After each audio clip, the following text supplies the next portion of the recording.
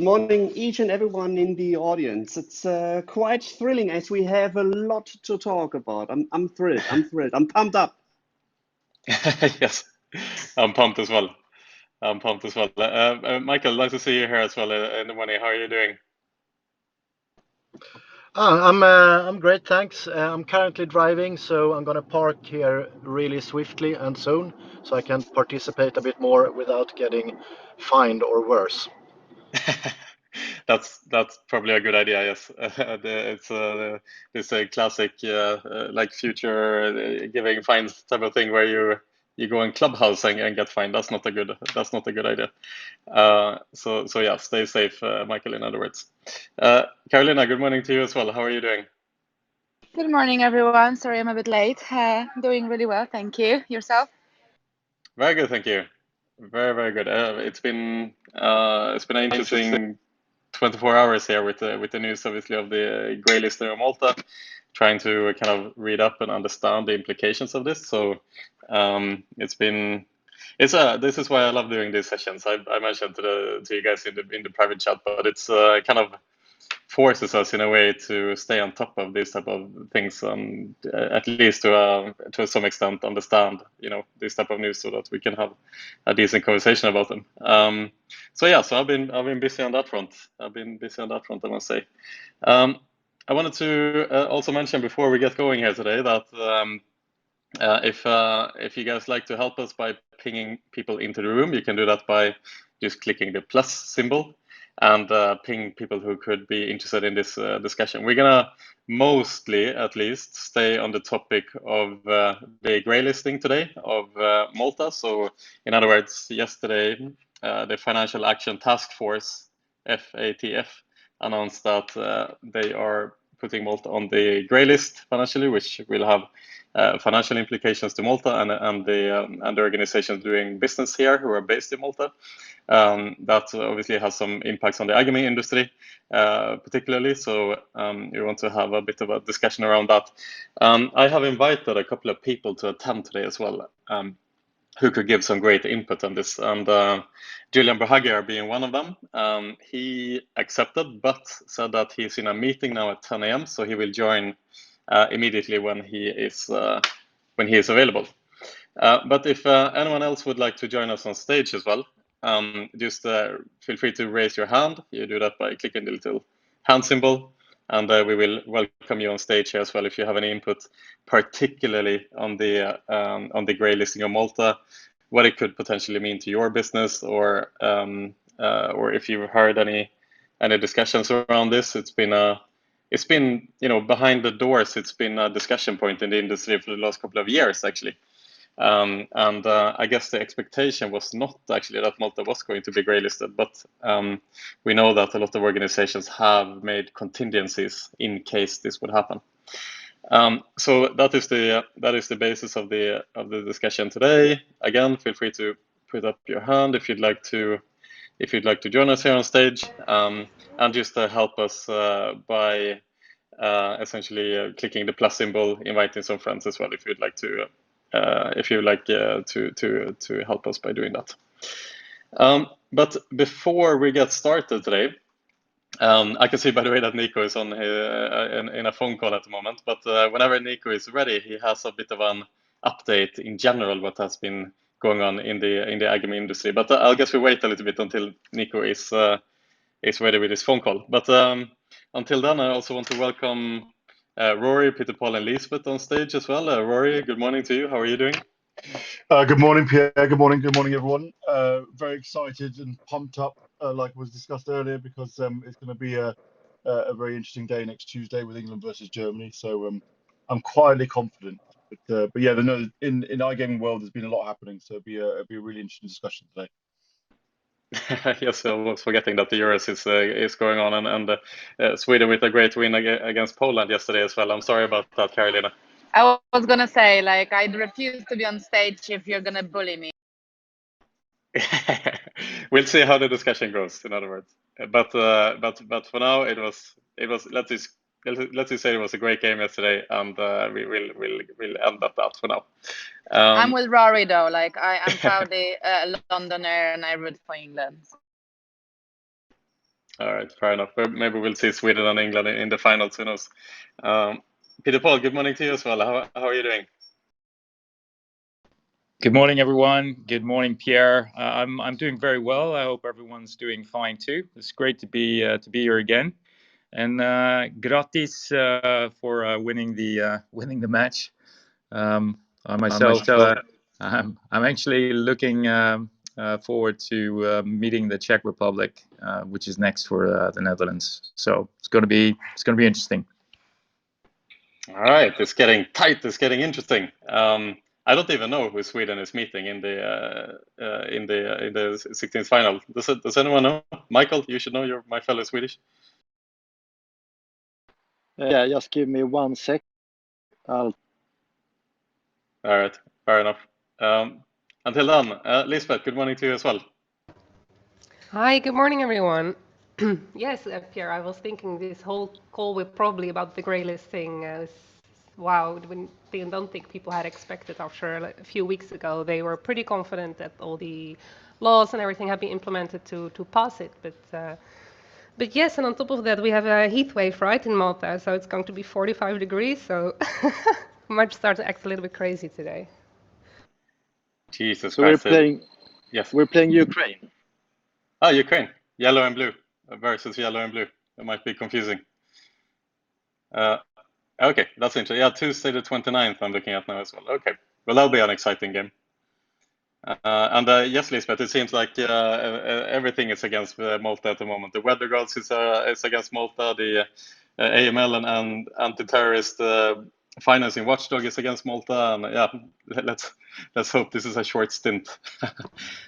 There has been this industry group in Malta, right, iGEN, that has been doing a potential case scenario with KPMG, what the greylisting effect would be on the industry, and I think that can be quite interesting. I don't know if you've seen that, but some very high impacts would be like, for example, difficulties for let me see, what was it? Deteriorating banking relationship. Maybe one of the most obvious, but also here is like a high loss of company reputation and value, or the ability to obtain or maintain licenses in other jurisdictions. Yeah, so let's see. Absolutely. I have a couple of questions, and I'm aware as well that this is a discussion that iGEN has been dealing with. I know since about almost like 2 years ago. I think it was my friend Lassen, who's in the audience here, who mentioned to me as well once that these discussions were happening within iGEN in terms of what contingencies would be in plan if Malta would be put on the grey list. But let's jump into that in a little bit. Before that, I would like to leave the word over to Nico. Nico, I know that you've, as usual, prepared your wonderful, fantastic review of what's happening in the iGaming industry of the last week. So do you want to start by doing that, perhaps? Oh, thank you. Thanks for handing over the mic, the virtual mic, to me. As said, and as we are all facing the so-called Malta aftermath with the decision of yesterday, I will try to keep it as short as possible, but to update you as good as possible, to just leave enough room for the discussions around Malta and what might be the impact. So as the breaking news, Puerto Rico aims for the April launch of sports betting. Puerto Rico, pretty small nation with 2.5 million inhabitants, and the government is aiming for $40 million in taxes over the next 5 years. So a small country, but we will see how the revenues will deal and how many operators will actually hit the market. Then Kambi forecasts a potential revenue of 600 million euros by 2026. Within it, the latest financial statement of Kambi, they recorded a 55% Q1 revenue increase, leading to a Q1 revenue of roughly 44 million euros. So by 2026, they are estimating to quadruple their revenues. From my perspective, it's quite ambitious, but based on the US growth rates, I'm pretty confident they will actually achieve this target. And then, as already mentioned last week and discussed with Priya, Karolina, and our beautiful audience, Hindenburg report. DraftKings investors invited to seek damages in aftermath of the Hindenburg report.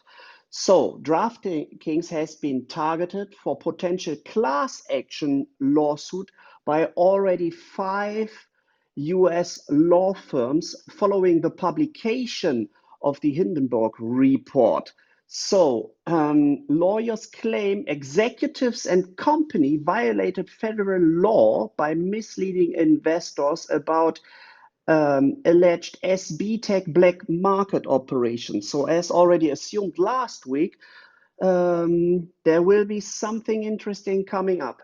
Heading over to US and Canada, the Tennessee lottery surpasses $2 billion in annual revenue for the first time. So the state-owned Tennessee Education Lottery has surpassed the $2 billion in total revenue for the fiscal year 2020 as of June 15, making the first time the operator actually reached the milestone. In addition, and as already talked about 2 weeks ago, Louisiana, the governor signs off the sports betting bill. So Louisiana, with a GDP of roughly 241 billion, is as big as New Zealand and a little bit smaller than Portugal. Another thing from the US, New Jersey, the fixed odds horse racing bill has passed by both houses. And now the bill will head over to Governor Phil Murray to be signed into law. So we will see fixed odds horse racing in New Jersey. And I'm pretty thrilled to let Daniel talk about this as well on a short note, as I'm pretty sure he's very, very keen on fixed horse racing actually becoming reality in New Jersey. And then another big story, the single event betting will come or will be allowed to Canada, as the Senate already approved the bill called C-218. So we will see one of the G7 member state actually allowing sports betting as well. On the M&A side, we have seen an exchange startup, Sport Trade, receiving 36 million in funding, and the owners and the structure, the guys and girls investing to the company, is quite an interesting portfolio, as the former MGM Resorts CEO Jim Murren is among the investors, and Tom Whitman, the former chief executives of the NASDAQ stock exchange, is amongst the investors as well. So Sport Trade is another sports betting exchange. And if you just remember last week, we covered the S Markets funding round as well. Then on a short note, Boyle Sports seems to be interested in the retail shops of William Hill. So the William Hill retail business is estimated with a worth of 1.5 billion. And just to give you some numbers, as of now, the Irish-based Boyle Sports has 45 betting shops in Ireland and 21 betting shops in the UK. And now they are looking to buy 1,200 William Hill retail shops in the UK, which is an increase of size of 18 times. So it seems like a little fish is looking for a big whale to acquire. On the regulation and legal side, finally, the Deutsche the German Bundestag approved the long-awaited 5.3% on turnover tax, as we already covered this topic for quite a long time. Just leave it with the headline. And then two things on the spell inspection. Betway loses a penalty appeal and will now be fined with 460,000 euros. And the spell inspection, on the other side, they are appealing the court's reduction of the Aspire and Genesis fines. So this has been my 10 minutes, and I'm just heading over to Pierre to just talk about Malta and what has happened. William, thanks a lot for that, Nico. Really appreciate the update as per usual. Okay, so to open up the discussion today, I just want to give a little bit of context here, what it is we are talking about in terms of Malta's greylisting by the FATF. So essentially what has happened is the Financial Action Task Force, FATF, is basically an AML and anti-terrorist financing watchdog. That is represented by about 200 companies that have kind of agreed to implement a set of instructions by the FATF in order to minimize anti-money laundering and terrorist financing. This is the kind of founding members of the FATF consist of about 40 countries that basically got together yesterday to vote on Malta's status by the FATF.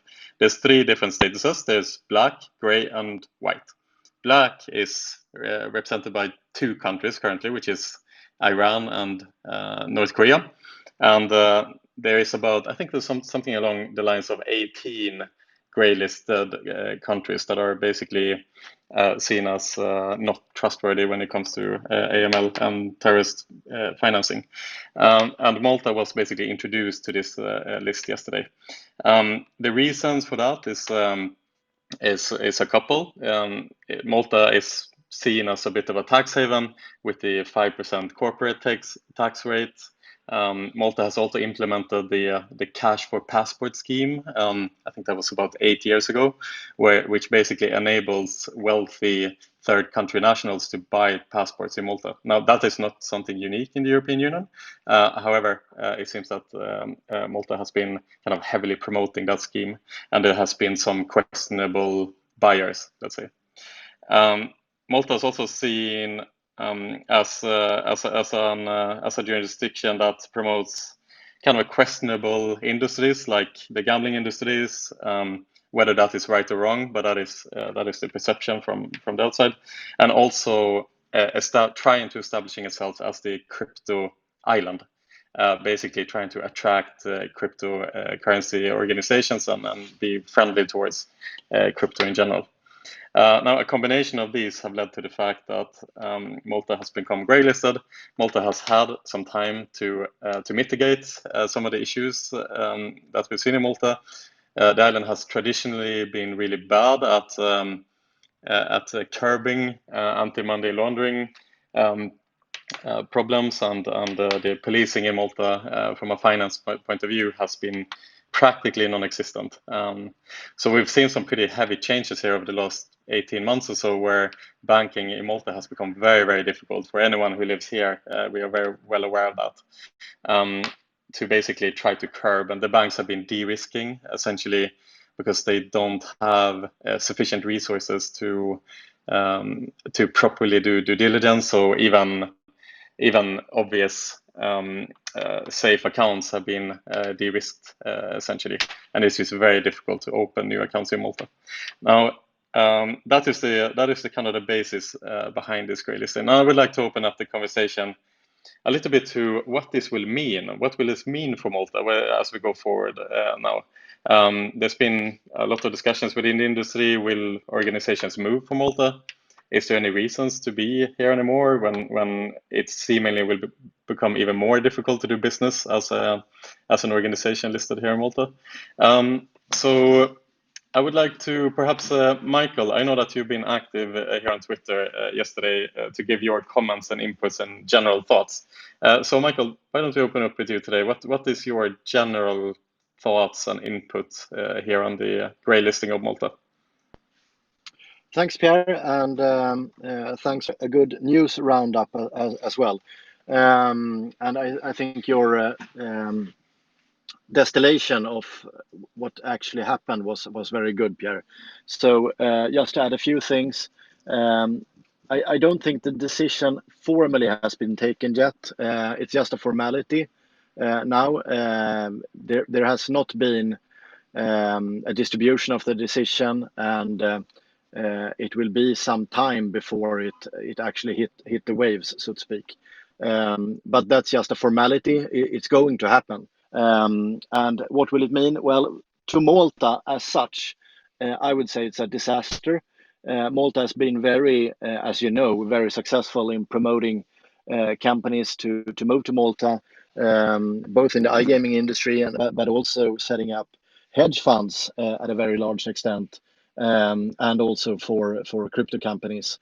I actually think they refer to it as the blockchain island rather than the crypto island. So, for example, Binance and Chili's or Socios are based out of Malta, and those are kind of the two major European players in crypto.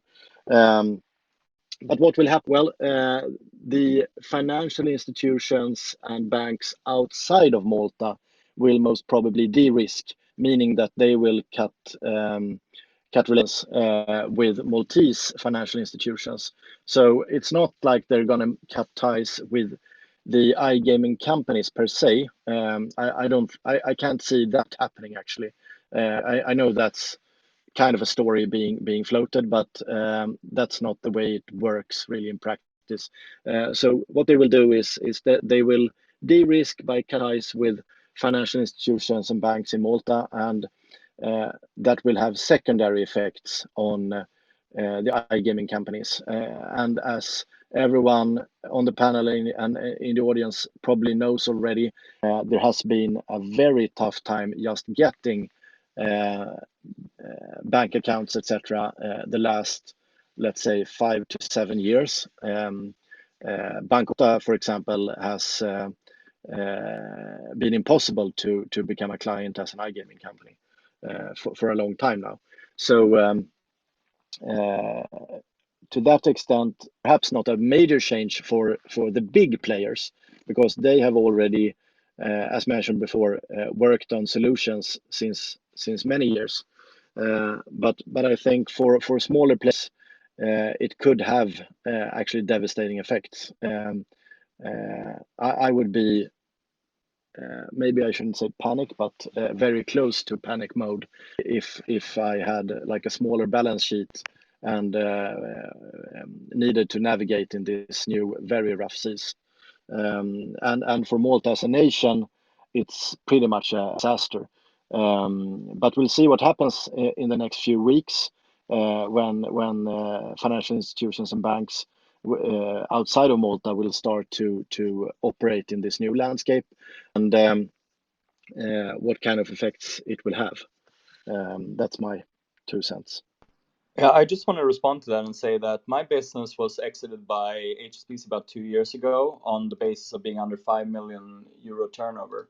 Now, at that point, it wasn't even an affiliate business, which it was originally. It was an esports business. So, but because there was some language in our statutes in the company, and it had some connection to the gambling industry, and we were receiving some few residual revenue still, because part of our business was moved to a different company outside of Malta.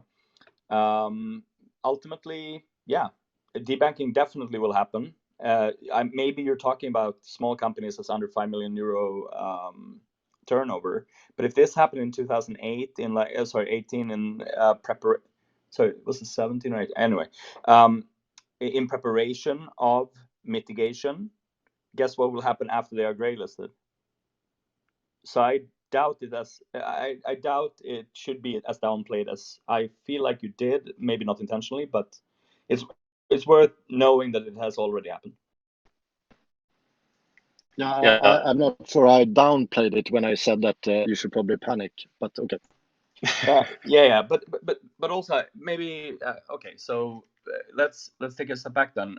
When you say small businesses, is your definition 5 million euro less turnover a year a small business? I would say probably more like everything below 250. Right, but so in my case, I was told because we're under 5 million, we're being exited, and they didn't want to discuss it. Like even though I said, well, we can easily show that we are not a gambling company, iGaming business, and work with you to fix whatever revenues that you see a problem with, because it's minor. We're talking about 5% of our revenues at that point was from iGaming, residual ones. They weren't interested in having that discussion, so it's a bit higher than 250K for sure. No, not 250K, 250 million. Oh, everyone under 250 million euros will have major problems. Yes. Okay, I see. Yeah, okay, but then we're on the same track. Got it. And because if you're above, if you're above that, you will have many other sort of bank affiliations. But below that, you might have like 1 or 2. So then you might have some serious issues, because it will happen quickly. That's the other thing that you often forget, that when the bank severs ties with you, you will have at max 30 days to comply. Yeah, that's the crazy part. I was able to get, I think, 2 more months because it was going into Christmas.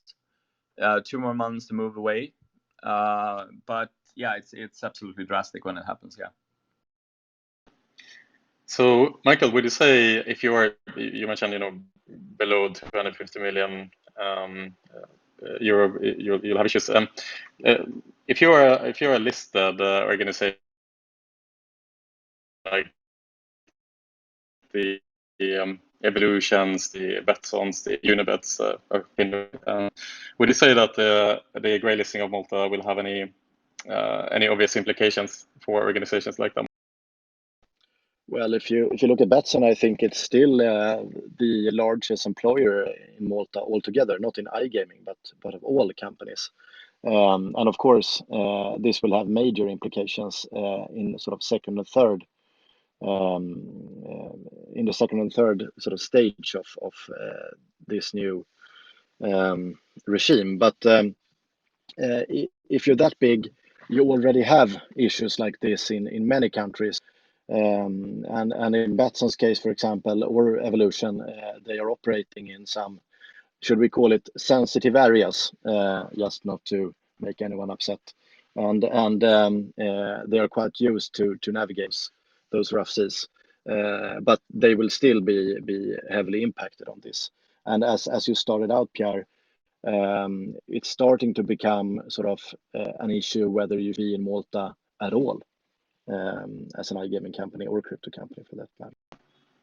Yes, I was talking to Abby Rachel, who's a legal expert operating within the gaming industry just before this chat. I was trying to get her to come aboard today as well, but she said that she was busy with her 3-year-old. But nonetheless, she mentioned that this could potentially be the perfect storm, if you will, for organizations and employees to move outside of Malta. And she mentioned 3 factors.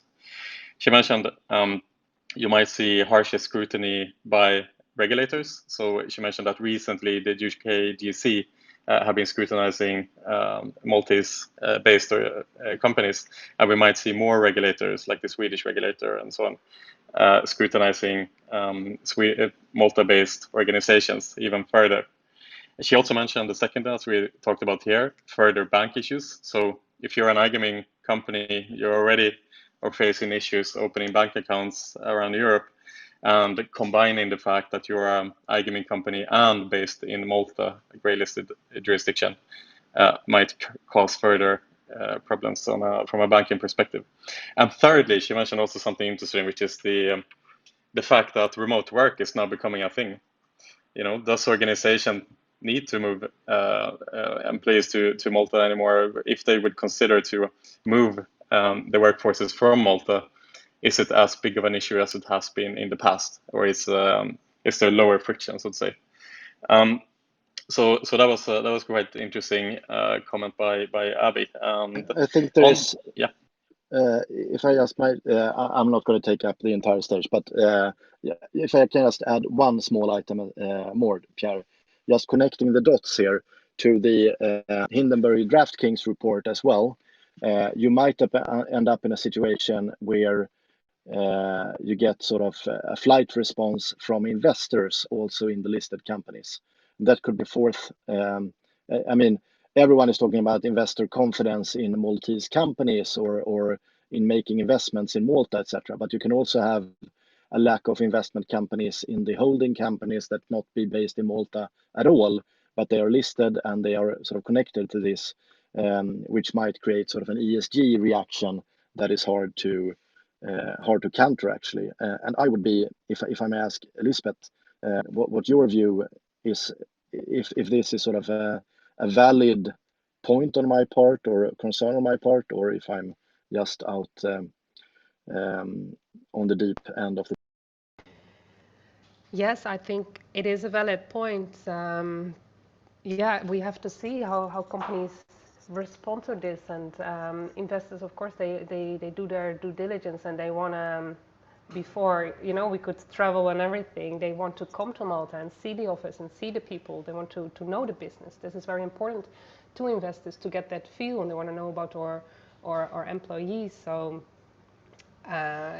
this grey listing definitely will put a strain on it. Even though gambling is already a bit in the area where negative screening is applied, which is mostly done by the institutional investors. But this definitely isn't a step in the right direction for them to start lifting these restrictions. This is a step in the direction that it will be even stricter, and maybe more retail investors will also start applying it more strict. But yeah, I think also what Pierre said, like the perfect storm, but a perfect storm for companies, but also for Malta as a jurisdiction. They have to face the criticism, they have to embrace it, and really now start taking this down point to build up. Because if they don't do that, then you cannot grow, then you cannot become where they want to be. Because I saw that the Prime Minister, for example, in Malta, he said yesterday, we want to be the best in the world on this topic. And of course, that's a big hyperbole. So they need to face it sincerely and work also with the industry. I find it sometimes unreasonable that iGaming is so much connected with all these very negative topics, since, you know, we all know that how regulated we are and everything we do, and especially being licensed in the UK and licensed in the US, and all the due diligence that needs to be done there. But of course, it's not just this group of companies in iGaming. There's like all different kinds of companies. So yeah, definitely looking forward, and the world expanding. You know, Peter Paul is here, Netherlands, everything, the US. What effect does it have if we want to apply for a license in the next US state opening up, and maybe the grey listing will be like a deal breaker, or it will be even enhanced due diligence. So I think these are all questions that we're looking into at the moment. Interesting, Elizabeth. Thanks, and a great point that obviously there's the fourth point here on the ESG side of things, which is absolutely relevant. I wanted to ask you, Peter Paul, as well. Another question here on the scrutiny, by the potential additional scrutiny by the regulators. You know, obviously, Peter Paul, you represent NOGA, which is the industry organization in the Netherlands. And do you think there is a risk that the license applications, even retroactively, will be more scrutinized now from companies that are listed in that are based in Malta, that are applying for licenses in the Netherlands? How do you think the Netherlands regulator is looking at this? Well, I think this unexpected outcome is slightly political as a background. I think the effects on the application process in the Netherlands currently ongoing is going to be limited. You have to understand that the Netherlands gambling regulator, KSA, have signed an MOU with the Maltese regulator and are pretty well informed on the let's say local situation in Malta. It will be drawn into the considerations, but I don't think that it will be a stumbling block for applicants that are applying from a Maltese registered company in the Netherlands. It's a grey signification and not a black signification. But of course, it would have been better if it wasn't there to begin with. But I think for companies that are applying in the US, the consequences could be bigger because US authorities tend to be very, very strict and apprehensive. And I in comparison to the Netherlands, I think the KSA is well aware of what's going on locally, and I think they will look at it, but it will not be a stumbling block. And Peter, Paul, this MOU, what you're speaking about between Netherlands and MGA, or KSA and MGA, that's about as well like sharing of information, right? So if the Netherlands has a question about certain players or how the company is dealing, they can go to the MGA and ask certain information, and they need to give it. It's like a two-way street. So I can also see that the Netherlands will use this as like they are able to leverage more information from the MGA on certain cases, and the MGA might feel more to provide it because they are in the corner and they need to cooperate and they need to show that we can work internationally. I completely agree, Liesbeth, and I also think that when they struck the MOU, I think this is 1.5 years ago. Of course, the Manival was already ongoing then, but this outcome wasn't expected at the time. But even then, the Maltese regulator and the Netherlands regulator decided to, exchange any information which might be useful or relevant for the partner regulator. So. I think that it's actually beneficial that this MOU is in place under the current circumstances. So KSA will be well positioned to get more background to applicants based out of Malta. Yeah, and I have another question for you. Because Netherlands opening up, licensing everything, and we know Netherlands has also a good climate when it comes to hosting companies. Many international companies are around Amsterdam. Yeah. So would you see a trend in the future of maybe Maltese-based companies putting more operations in Netherlands? Because I think the KSA, they also have demands on people need to be based in the Netherlands or like place of location, etc. Yeah. So in general, because Amsterdam is one of the world's main hubs for the internet. We've got M6. A lot of international companies, a lot of internet companies are based in the Netherlands because of this. So this also goes for online gambling companies. There is a clear good reason to be located here. But if you apply for a license to provide online gambling services in the Netherlands, there is a requirement to have your control database, which gives access to the tax authorities and the regulator to look at the actual figures and to see that everything's compliant. And that will have to be physically within the Netherlands. So because they need to have access at any time they need it. Whether this is a selling point for the Netherlands, I'm not sure, because it's quite strict and the regulations are quite strict. I'm not saying onerous, but it's not a walk in the park. The rules are very strict. So whether it's a competing, a competitive and attractive location, that remains to be seen.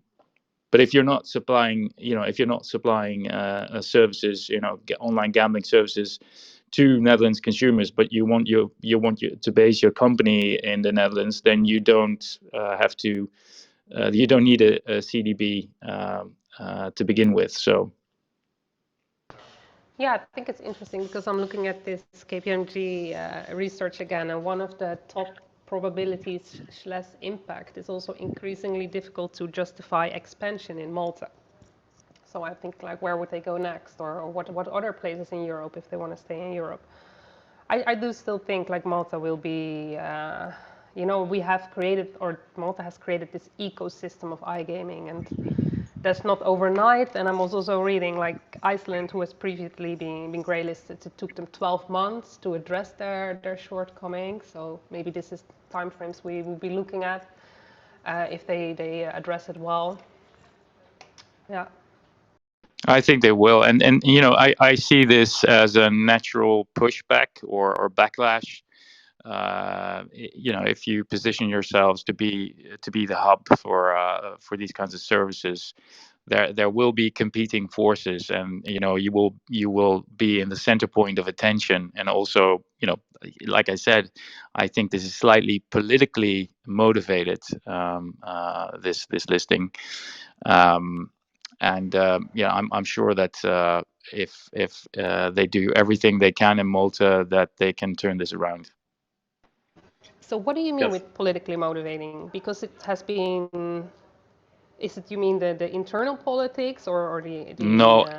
So what you see, so that, but this is maybe going too far, but the Netherlands has a very, let's say, liberal tax regime to attract international companies to the Netherlands, and that creates, you know, a backlash, because, you know, member states are competing for international business, and the Netherlands is considered by the US government to be a tax haven. And things are changing now. So the Netherlands will increase the taxes for international corporations, and it will become less attractive to be based out of the Netherlands. But you see here that member states are competing with each other to attract international business. So that's what I mean with politically motivated. Just on the right, just on the just a little note here in between. You know, Mikael mentioned on the ESG side of things, perhaps investors are looking twice. Just as an interesting little footnote here, the industry so far today is having a very good day on the stock exchange. Evolution up 3%, and Catena up 1.4%. The industry is all green today, Kinder 2.5, and so on and so forth. So at least it seems like the immediate effect on the news itself is not really shaking the industry so far. But the question is again what it will have, what long-term implications it will have, of course. Daniel, I want to jump to you a bit here, Daniel Graetzer, CEO, founder of Carousel Group, of course. I'm sure you've read the news, Malta greylisted. Do you have any input, any thoughts on this topic? Yeah, I'm re-domiciling to Delaware this afternoon, I think, after hearing all this. I don't know if that's a joke or not. Really, I'm semi-serious, to be honest. It really worries me. It really worries me. You know, I mean, there's other good tax regimes around the world that are smart and well structured. I think for a business like ours, that's very much in the regulated space, that's looking at, you know, has go to public plans. Having this looming over our head is really, really scary. Just the speed required for a company like ours to be able to manage banks and grow, you know, especially in the US, to be able to do deals with big US banks as we scale into states, and regulators have particular requirements, you know, like New Jersey requires local bank accounts, for instance. You know, if we get rejected for a bank account because our holding company's in Maltese, which it is, it completely wipes out any potential benefits of being domiciled in Malta. So yeah, very, very worrying from my perspective. Is this an issue that you have been keeping your eye on for the last, let's say, year, 18 months? I know your organization has been growing considerably lately, so perhaps this is more a worry that has come of recent, let's say. But is this something you guys talked about internally up until this point, Daniel? It wasn't really an issue until we started taking in investment and started. You know, we recently did an equity sale to a Nasdaq listed entity, and where we are domiciled as a holding company does matter now. More of an optics level. So a lot of this is about optics. It's about having an attractive company for investment. And if Malta is not optically attractive because of potential risks, then that's a big concern. And I have been looking at options for our business as to where we can set ourselves up for a sustainable future. So I have been keeping a close eye on it. I wasn't aware of this news until this chat this morning. So thank you very much, Nico, for bringing it to my attention. All right, fair enough. Yeah. Feel free to look it up. I'll share some weekly links with you later as well, Daniel. But yes, I mean, hearing obviously the feedback from a considerably sizable company with prospective growth opportunities like Daniel's. When you mentioned, Daniel, that this is something you need to take a close look at, and that really kind of solidifies the point in how serious this greylisting potentially could be for the islands. Yeah, it's all pros cons really, and I'm all about risk mitigation. So I do not like risk, and this smells like risk to me. So I'm going to be actively looking at our options this week. Interesting. I can see as well that Julian Buhagiar is in the audience. Welcome, Julian. Let's see if we can get you on stage here. All right, there we go, Julian. Hello, and good morning to you. You managed to finish your meeting here just in time. Morning, guys. So Julian, obviously co-founder of RB Capital, based in Malta. You're Maltese. I'm sure you've kept a close eye on this. I know that you're somewhat close with the government as well. Would absolutely love to have your comment on the greylisting of the industry here. We've discussed it deeply so far, so feel free to give your inputs. So look, I'm sure this has been discussed on the topic already, right? So I was actually just buying bread this morning from the grocer. People are oblivious here, right? They just don't know. They don't even know what the words grey and list mean in the same sentence, right? So I guess that's the biggest crime here, that people don't really realize what's coming on them over the next few years. The issue is, it's having been living in this country before the gaming community came. I know what the issues are of actually having a grey-listed economy, that we will gradually go back to a relegated status, a second or even third division of a hierarchy that we once enjoyed being on top. And I think the biggest crime is that this could have been very easily avoided. Now we're all going to have to suffer the consequences as a result. That's my elevator pitch, Pierre, if that makes sense. So negative elevator pitch. Julian, so what do you think the consequences will be in this scenario? And can you explain a bit? You mentioned you're obviously Maltese. You were here before the gaming industry came to be. Can you draw some parallels and also what you think going to happen in the future? Well, I think, look, the good news is this, right? In the short term, nothing's going to happen. That's I think the best thing, right? Because the way FATF works is a long-term process, right? And let's not forget, there have been small island nations like Iceland who've gone in and out of the grey list. So there are upsides to that, right? So let's be clear. If this is a slap on the wrist, and sometimes you think it is, right, then you can get out of this if you follow the rules, and you seem to follow the rules relatively quickly. The more pragmatic view of that is this is a longer term, right? I mean, best example is just trying to get a bank account in Malta, right? We knew it was always hard, even before we were grey-listed. Can you imagine it's actually going to be any easier?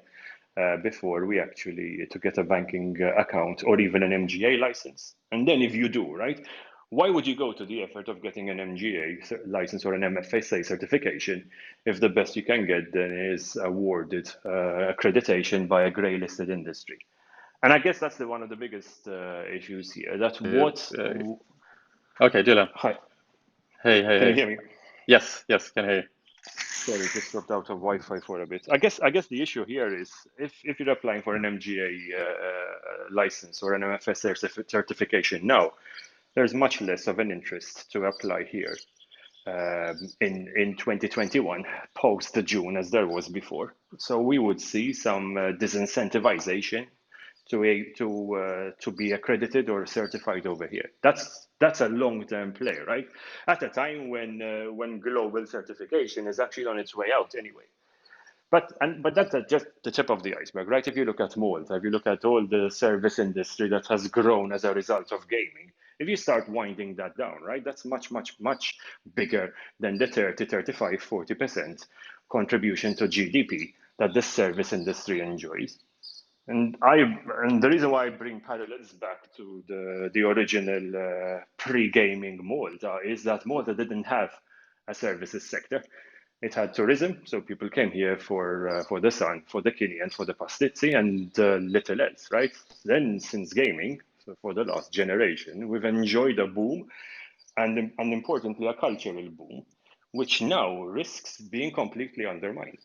So we go back to a status where we're just going to have to compete to ensure that A, we are actually a whitelist country, not a greylist country, and B, unfortunately, there will be services which will be directly affected as a result, if that makes sense. Absolutely, makes a lot of sense, Julian. Thanks for that. And as you mentioned here, the example that is being brought, which was greylisted after the Panama Papers came out, if I'm not mistaken, and it turned out that Iceland has some pretty shady dealings in that regard. But they were greylisted for about a year. Yep. The example that is being mentioned is that during this year there was some considerable economic impact on Iceland during whitelisted again. Not sure if is there any parallels to draw there, Julian? Do you know? Do you have any insight or? Yes, I mean, Iceland was affected, right? Iceland was affected actually twice, right? Iceland had an FATF greylisting, but it was also part of the island recession in the early 2000s, right? And chief to this was their banking services, right? They over invested heavily in banking services, so a lot of topcos, as opposed to being in JIB or in BVI or even in Malta, were based in Iceland, right? You know, this even because some of the gaming companies actually had big topcos in Reykjavik, but also because Malta has some very strong parallels with that result, right? Small islands can't have the GDP power of manufacturing that bigger countries such as Sweden and Portugal have, so they have to use services like this, right? And like, for instance, the 5% taxation rule, right, that foreign companies enjoy in Malta. Those aren't necessarily issues per se, right? You know how to manage this properly, it works well. However, when you add them all together, right, you had the 5%, you had some lax security controls on KYC, you have a couple of banks that have issues with AML, then the whole thing adds up, right? And the problem isn't just to say, right, bad boys, get off, you're not going to do it, look guys, look what we've done. There's a whole unwinding of this process and a gradual rebuilding of confidence. And that's not a year. That takes at least a decade, right, to rebuild. So even if we are ungreylisted, right, it's going to take a time for the confidence to rebuild. And the sooner we need to start, the sooner we can get back on that track, if that makes sense. We just had Daniel here in the stage. He was talking about, you know, he's the CEO, founder of Carousel Group, which is based here in Malta. And they are expanding internationally, of course, and he is very worried of the implications that being based on a greylisted country could have on his operation. And he's not risk averse, you know. He wants to make sure that his operation can continue to flourish. So, Julian, what do you think from an iGaming industry perspective in Malta this will mean to the organizations? So look, I mean, there's some quick fixes, right, which will have minimal impact. So recertification is one of them, right? If for whatever reason MGA, right, or respective certifications aren't up to speed anymore, there presumably should be some form of migration process to be able to get recertified elsewhere, right? That in theory shouldn't have any effect, any real tangible effect on the businesses that are operational in Malta. The issue becomes more tangible, right, and something that actually has more impact if, for whatever reason, those businesses themselves need to move. And normally that comes associated less with gaming, but more with banking, right? So if for whatever reason it becomes even harder, right, and I can't imagine how harder it is, but you can imagine it will be. that banking service would become even harder, right, to operate here. Then businesses will have no choice, right, but to offload some of their workforce onto at least easier or less friction jurisdictions, right, such as Portugal. Portugal is a classic example of this, right? Portugal has been beneficiaries of gaming gradually over the last few years. I can easily imagine that Portugal will be the net beneficiary of a few companies in Malta now wishing to relocate, right? We know that, for instance, the Swedish community has already parked itself very happily in Marbella, right, which is now enjoying probably on par some of the best golf handicaps in Europe, right, thanks to that recent migration. And I can also imagine that Portugal will be a similar net beneficiary.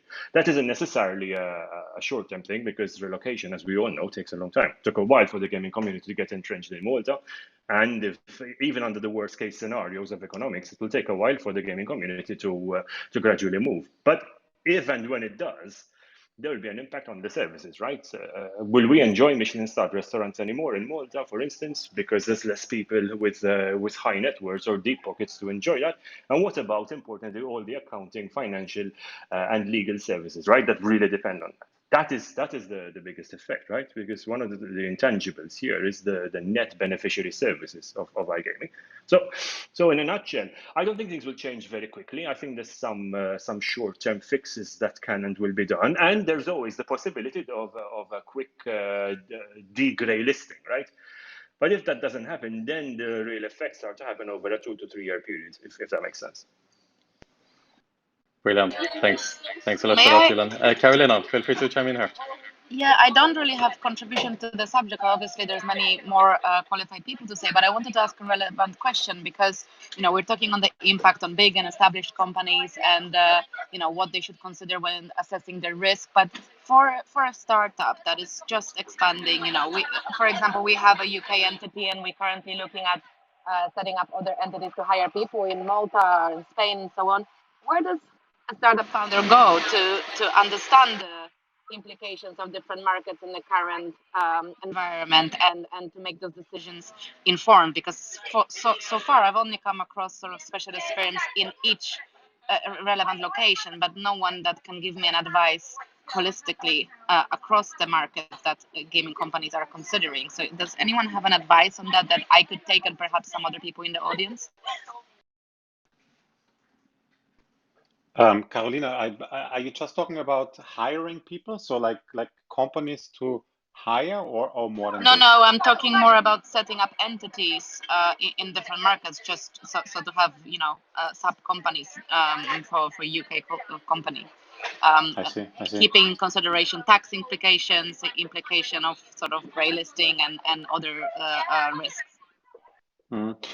I've maybe not directly the correct advice, but we're a remote first company, and we looked at how can we hire across Europe without sort of going through the motions in each country. And there are really great services out there for this specific need. Not sure if that's what you're looking for, like remote.com, for instance. They take care of everything. Basically, it's basically having a freelancer somewhere else, except they're fully employed with all the benefits and all the local laws adhered and so on. So that's just for hiring, though. Yeah, sure. I'm already in touch with them. It's just whether anybody gives advice sort of over and above the opening of the entity, so that you can understand the implication from tax perspective, from risk perspective, AML, and so on. So Julian already kind of touched down on that topic, Carolina. So it has already been quite difficult just to set up a business in Malta with the latest AML requirements with respect to just opening up a bank account. So if you just talk to people looking for a bank account in Malta, they are all kind of freaking out, as it had already been quite difficult. If you now take into perspective that with this grey listing, and maybe some of the bigger operators have a link, and this is something which Daniel touched down as well, to a Malta entity, and now being linked to a grey listed company, I'm pretty sure that lots and lots of companies will try not to settle down on Malta, at least until this grey listing has been lifted. Just to open up a bank account, it's impossible as of now. I'm guessing. Yes, it is, and I think that's the issue, right? And I guess this answers Carolina's question to an extent, right? If you're already entrenched in Malta right now, the short-term implications are going to be little, right? It's still going to be hard to open another bank account. It's still going to be hard if you're through the MGA licensing process to actually get to the end of that. And the audits at the end will probably feel more like a cavity search now than they've ever done before, right? Because now everybody is kind of backpedaling. So that wouldn't really change. You just get a little bit more pain. But if you're Karolina, right, and you have a startup, right, and you're trying to decide the best jurisdiction, right, well, it's safe to say that Malta won't be the top of your list now, right? And that's even before the issues that we've outlined about the challenges of getting a decent bank account or even an MGA license. I think, and this is less about what's happened in Malta, but more about the last 12 months. I think what COVID has taught us, right, is decentralization is key. As long as you can find an ability to easily set up a company, right, with a good CSP, that will help you kind of onboard or onshore a relative topco, right? And then based on that, find a reasonably decentralized team as well. Then in reality, it doesn't really matter as long as you are connected to a European jurisdiction, if you do European business, some sort of Delaware if you do US and LATAM, and so on and so forth. You know the drill. But the truth is, it's more about how you then scale up from there, right? Where do you put the topco office? Where do you put the operational office? And right now, unfortunately, because of what happened over the last 24 hours, it doesn't seem like Malta is going to be on the shortlist anytime. And to give you another insight, so based on the first findings for Malta, literally missing the AML requirements, they empowered the FIAU, so the Financial Intelligence Analysis Unit, which is dealing with all kinds of preventing of money laundering. And to be honest, they have already been asking for quite decent reports and keeping up with requirements, handing in the REQ, the risk evaluation questionnaire, etc. So based on the requirements for each and every operator to just process and fulfill the demands of authorities, Malta has already been on top of the list. So if you just talk to other operators, they are all stating like, okay, we have to fill all kinds of forms in Malta, which we don't have to do in Germany, Sweden, or wherever. So if we now take into account that although all the measures being taken by FIAU did not save Malta from being greylisted, I am kind of expecting an even worse nightmare, and FIAU coming with even more reports to be filled, and this will be quite thrilling to just see. Yeah, I can't wait. I can't wait for the extra cavity searches, guys. That's what I'm saying. I agree with you here. I think Malta, especially recently, has done a reasonably good job of trying to give the impression externally that things are getting better, right? And there's a more due diligence process. My fear is it's just been too little too late, right? And whereas we passed Moneyval, right, a month ago, and that's actually, and I actually think it was well deserved because I think we did a reasonably good amount of prep work to get there. I think FATF review periods take place over a longer time period. And I think they've been watching the progress of Malta over the last decade, and they've realized that there have been certain red flags that haven't actually been rectified over a longer term period. And because FATF look at this over a longer term period, I'm equally concerned that to ungraylist yourself from such a criterion actually will. What do you think? As we start rounding off here a little bit, and I have one last question for you, Julian, and then I'd also like to hear Robert's perspective here on the greylisting, and then we'll start running off a bit. What would it take for Malta to become whitelisted again? Are you expecting Malta to have to do like considerable concessions here, and like the 5% corporate tax scheme, for example, the passport scheme, marketing itself as the blockchain island? What do you think, Julian, is needed? Sorry, I actually missed that last question because a phone call came in. Problem with Clubhouse actually just cut me back. Could you repeat the question?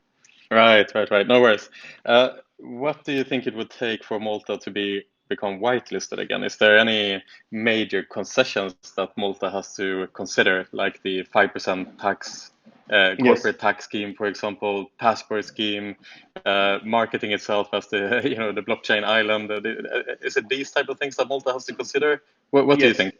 Yeah, actually, I agree, and actually that's a very good point, because actually there has to be some concessions now to come back to the whitelist table.